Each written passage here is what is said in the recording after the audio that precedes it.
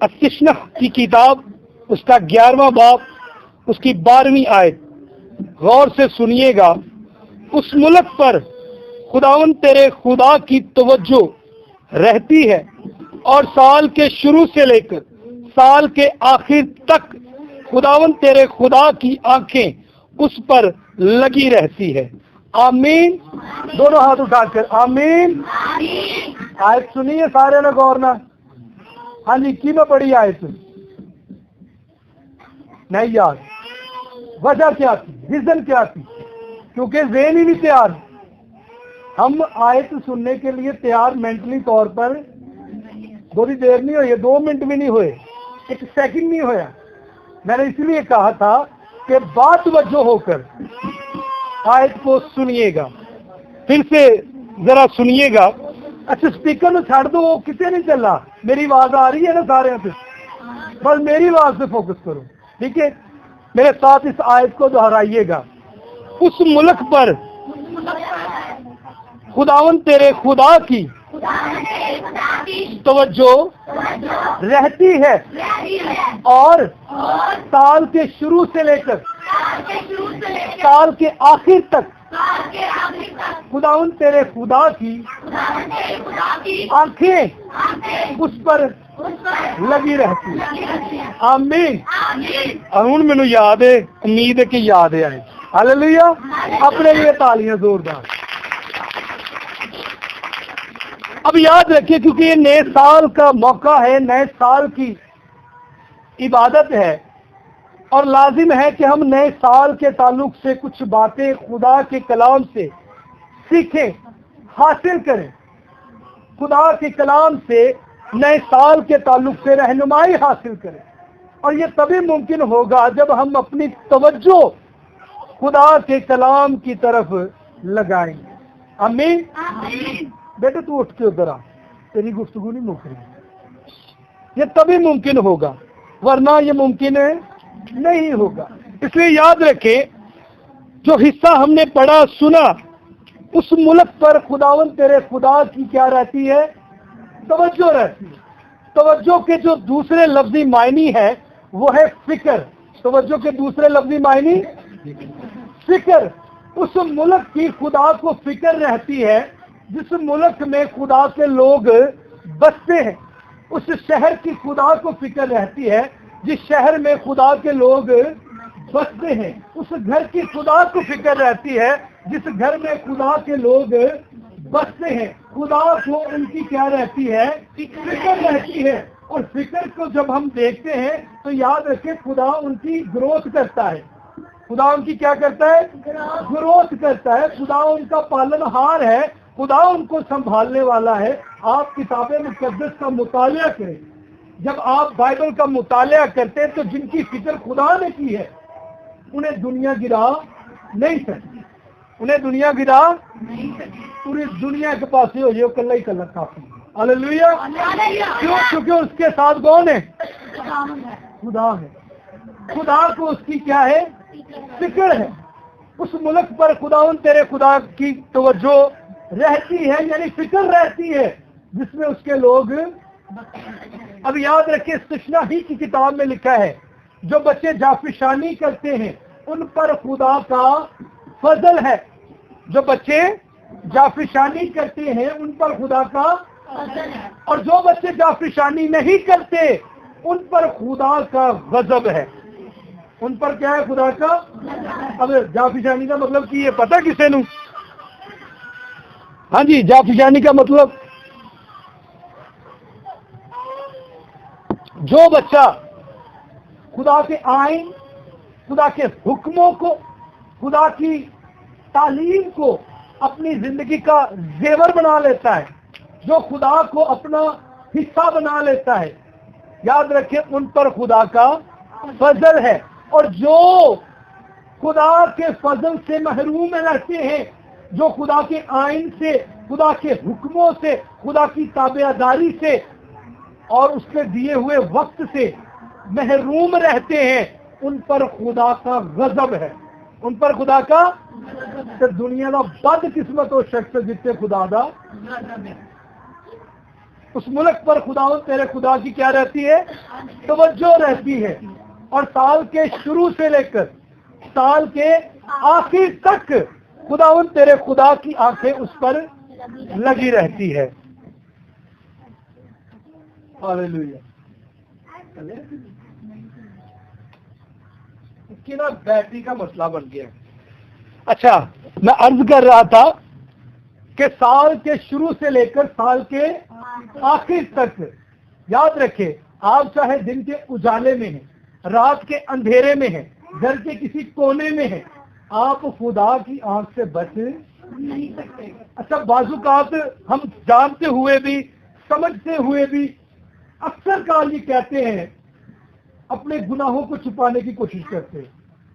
शायद हम अपने बहन भाइयों से छुपा लें, माँ बाप से छुपा लें, अजीजों कारब से छुपा लें, दोस्तों से छुपा लें, लेकिन याद रखें, आप अपना गुनाह खुदा की बारगाह से छुपा नहीं सकते।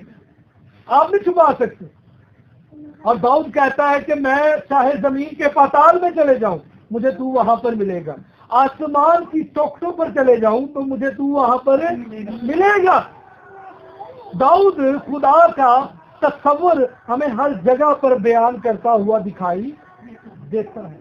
अब इस बात को याद रखें, आप कभी भी साल के किसी भी दिन के मौके पर, हिस्सा पर आप खुदा की बारगाह से अलग नहीं रह सकते। गुजरा हुआ साल जो गुजरा है, याद रखें, जरा अपनी जिंदगियों पर चंद लम्हे गौर करें कि ये जो साल 2022 गुजर चुका है, ये मेरे लिए कैसा था। इस साल में मैंने किसी की दिल आजारी तो नहीं की। इस साल में क्या मुझसे कोई ऐसा गुनाह सरजद तो नहीं हुआ। इस साल में क्या मुझसे कोई ऐसा गुनाह तो नहीं सरजद हुआ जिससे मेरा रब मुझसे नाराज हो। इस साल के अंदर क्या मैंने अपने अजीजों कारब के अंदर कोई ऐसी बात तो नहीं की। क्या इस साल के अंदर मैंने किसी को खफा तो नहीं किया। क्या मैंने अपने भाई की इज्जत की है, क्या मैंने अपनी बहन की इज्जत की है, क्या मैंने अपने माँ बाप की इज्जत की है, क्या मैंने अपनी बहू की, बेटे की इज्जत की है। इस साल के अंदर जो गुजर चुका है, गौर करें, क्योंकि आप खुदा की आंख से ओझल नहीं हो सकते। याद रखें, नया साल हम मना रहे हैं। आज 2023 हमारी जिंदगियों में है।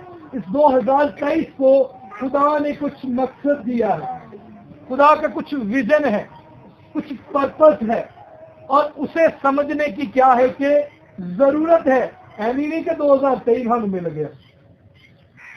बहुत से लोग थे जो इस 2023 को देखना चाहते थे, नहीं देख सके। आज कितने ऐसे अजीजों कारब हैं, रिश्तेदार हैं, जानने वाले हैं, जो इस साल को देखना चाहते थे, देख पाए? किथे गए?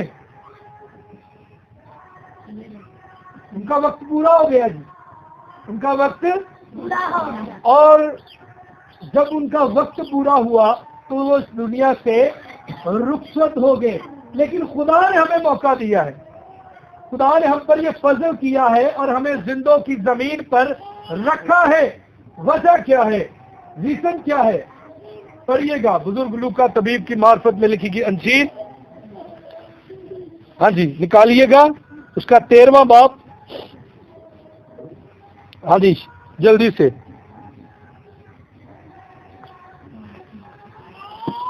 लूका की अंजील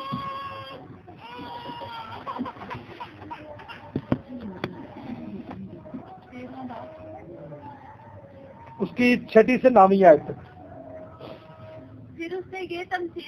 फिर उसने ये तमसील कही कि किसी ने अपने पाकिस्तान में अंजीर का दरख्त लगाया था। एक अंजीर का दरख्त लगाया था।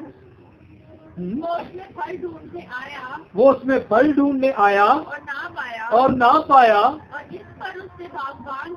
और इस पर उसने बागबान से कहा कि देख 3 बरस से मैं इस अंजीर के दरख्त में से फल ढूंढने आता हूँ और नहीं पाता हूँ, इसे काट डाल।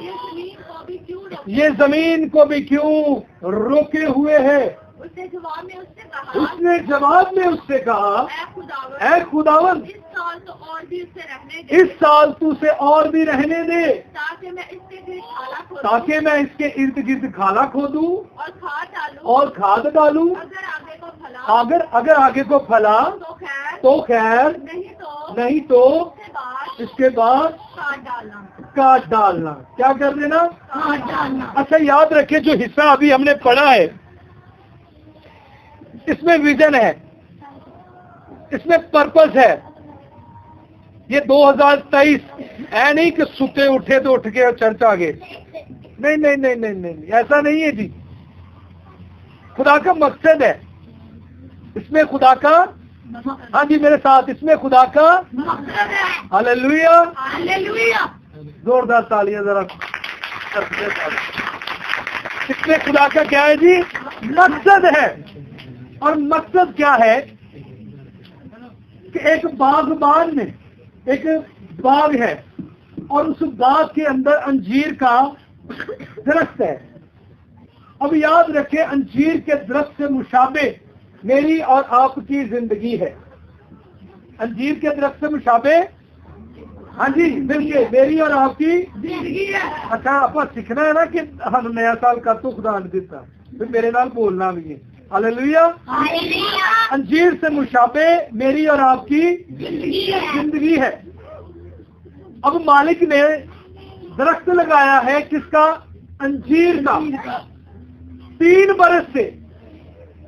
बरस से उसमें फल ढूंढने आता है और फल नहीं पाता। आप तसव्वुर कर सकते हैं, आपके ये छोटे बच्चे हैं, आप इन बच्चों के लिए क्या कुछ नहीं करते,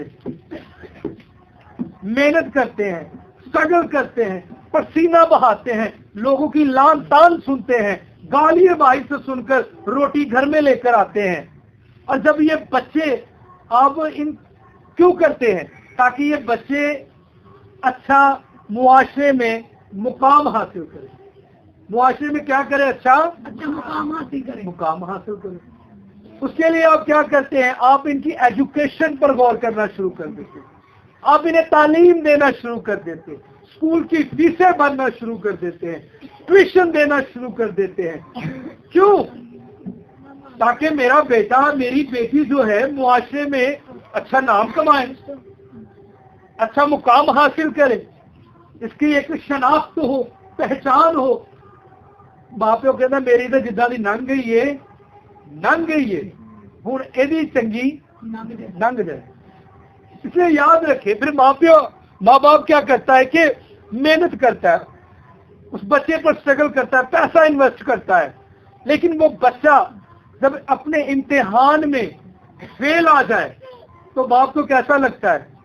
बहुत बुरा लगता है। तो कहता मैं इतनी मेहनत की थी, मैं भुखा कटिया, मैं ढिड वड के इनू दिता, लेकिन मेरे बच्चे ने अपनी तालीम पर गौर नहीं की, ये फेल आ गया, इसने अपनी एजुकेशन पर गौर नहीं की।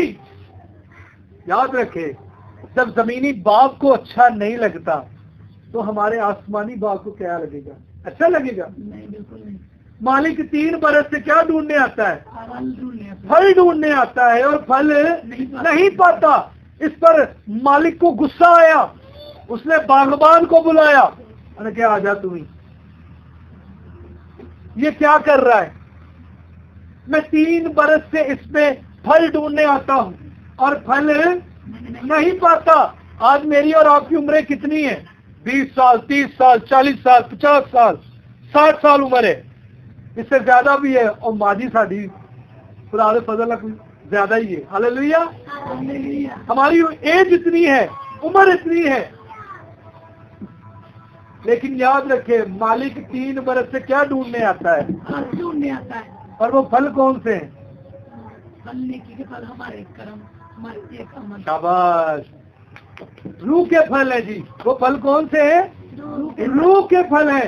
शाइस्तगी, मोहब्बत, सुलह, सलामती, इत्तेफाक, प्यार।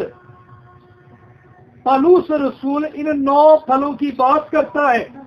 अब याद रखें, मालिक 3 बरस से फल ढूंढने आया, उम्रें इतनी है लेकिन फल जिंदगियों में नहीं है। मालिक 3 बरस से फल ढूंढने आया और फल ना पाया। इस पर उसने बागबान को बुला लिया, कहा इस दरख्त को काट दे, ये तो जमीन को भी रोके हुए है। और यूहन्ना नबी फरमाते हैं कि बस अब दरख्तों की जड़ों पर कुल्हाड़ा रखा हुआ है, जो दरख्त अच्छा फल नहीं लाता वो काटा और आग में झोंक दिया जाएगा। जो दरख्त अच्छा फल नहीं लाएगा वो काट दिया जाएगा, उसका नामो निशान मिटा दिया जाएगा। तो तेरे लोग थे जो इस साल को देखना चाहते थे, नहीं देख पाए क्योंकि उनका वक्त क्या हुआ, उन्हें मौका नहीं और मिला। हम पर ये खुदा का फजल है, सानू मौका मिल गया जी। हालेलुया, अब मौका मिल गया जी। हमें ये मौका मिल गया है। आज 2023 का पहला दिन है, पहला संडे है और खुदा ने हमें ये मौका दिया है कि हम अपनी जिंदगियों में रूह के फल ला सके, रूह के फल ला सके। हो सकता है कि 2022 आपके लिए कोई अच्छा साल ना गुजरा हो, लड़ाइयों में गुजरा हो, तफरकों में गुजरा हो, बिद्दतों में गुजरा हो, लानतों में गुजरा हो, मुसीबतों में गुजरा हो, परेशानियों में गुजरा हो। 2023 हमारे लिए मुबारक साबित हो सकता है जब हमारी जिंदगियों में रूह के फल होंगे। हालेलुया। और सियाने कहते होंगे सी बंदा चंगा होवे ना तो सारे का दबा कर जाता, बंदा चंगा हो।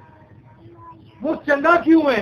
क्योंकि उसकी जिंदगी में रूह के फल हैं, रूह के फल हैं। इसलिए याद रखें, ये रूह के फल हमें इस साल हासिल करने हैं। हो सकता है कि पिछले साल ना हो सके हो, लेकिन इस साल हमने क्या करना है, हासिल करने हैं। अब याद रखें, आगे लिखा है कि जब मालिक ने बागबान को बुला लिया और कहा कि इस दरख्त को उखाड़ दे, ये जमीन को भी क्यों रोके है, इस पर बागबान ने एक सिफारिश की। चले उस बागबान की सिफारिश पर गौर कर ले। मेरी और आपकी सिफारिश करने के लिए एक है और उसका नाम खुदावंद यीशु अल मसीह है। मिल के बुलंद आवाज से खुदावंद यीशु अल मसीह है, जिसके ताल्लुक से ये लिखा है कि वो किबरिया की दाहिनी तरफ बैठा है। वो क्यों बैठा है? ताकि मेरे और आपका इंसाफ कर सके। हालेलुया। इस बागबान की सिफारिश पर गौर कर ले। मालिक अब के बरस इसे रहने दे, मैं इसके इर्द गिर्द खाला खोदूंगा, खाद डालूंगा, लेकिन शर्त फिर। हालेलुया। शर्त के मैं इसके इर्द गिर्द खाला खोदूंगा और खाद डालूंगा। शर्त क्या है? आगे को फला तो खैर, वरना तू इसे खाद डालना, यानी वड्या जाना जिसे फल ना आए, वड्या जाना है जी फल। कोई कंप्रोमाइज नहीं दे, कोई प्यार मोहब्बत सुलह वाली गल, कोई तरफदारी गल नहीं। गल ये फल चाहिए ने। बाप यहोवा नूं ਉਹਦੇ बेटे नजी खुदा यीशु मसीह नूं भी की चाहिए ने, फल चाहिए। मैं इसके इर्द गिर्द खाला खोदूंगा, खाद डालूंगा। अब खाले से मुराद याद रखे खुदा की हजूरी है, खुदा की हजूरी है। आप कितनी देर खुदा की रफाकत में कायम रहते हैं, आप कितनी देर खुदा की हजूरी में रहते हैं। याद रखें, मैं अगर अपनी बात करूं तो डेली मैं रात को एक पैगाम लाजमी सुनकर सोता हूं, किसी ना किसी खादम का मैं एक पैगाम जो है ना लाजमी सुनना है। मैंने YouTube से, Facebook से, जहां से भी मुझे मिल जाए तो मैंने सुनना है, फिर मैंने सोना है। आप कितना वक्त खुदा के साथ बिताते हैं, रफाकत में कितनी देर कायम रहते हैं, ये खाला है। और खाद खुदा का कलाम है। खाद खुदा का कलाम है। इस कलाम को सुनकर आप कितना इस पर अमल करते हैं, इसे पढ़कर कितना अमल करते हैं, ये आपकी तरक्की का फैसला करेगा। आपके रूह के फलों का ये फैसला करेगा कि आप कितना इस पर अमल करते हैं। फिर बागबान कहते हैं कि आगे को फला तो खैर, वरना तू इसे मेरे चीजें याद रखे। 2023 खुदा ने हमें इसलिए बख्शा कि हम अपनी जिंदगियों के अंदर रूह के फल पैदा कर सकें। हो सकता है कि मुश्किल हो, लेकिन नामुमकिन है नहीं है, नामुमकिन है। इसलिए याद रखें, हमने अपनी जिंदगियों में रूह के फल पैदा करने हैं। साल के शुरू से लेकर साल के आखिर तक खुदा तेरे खुदा की तवज्जो, ध्यान, फिक्र रहती है। आमीन आमीन। आइए अपने सरों को झुकाएं। मिसेस राशिद के साथ